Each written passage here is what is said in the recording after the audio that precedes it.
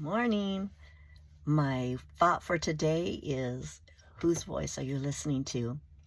We're starting a new series at church, and the pastor was talking about how important it is for us to pay attention to what we're thinking about, really what voices we're listening to, because every day we get bombarded with half-truths, right? The enemy's always going to attack us with lies, but sometimes he mixes things in there with half-truth, and then the other part is not so true.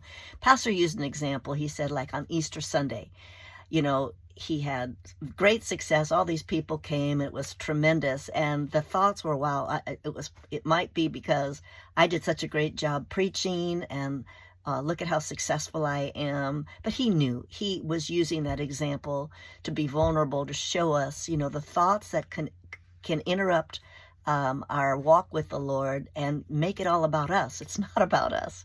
But he talked about the following week. Well, what if, nobody comes? And what if all those people just, you're only going to have a few people out there, and it wasn't about you. Your sermon was horrible. You're a horrible preacher.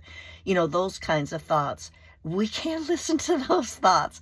And that he was just using that as an example. But if we're out in the marketplace and we're doing our work as unto the Lord, just like he told us to, then any success that we have belongs to the Lord, right?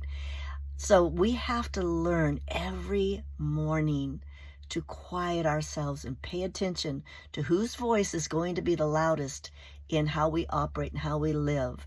If it is not the truth of God's word and it's not the truth of what God has spoken over us, then it's a lie.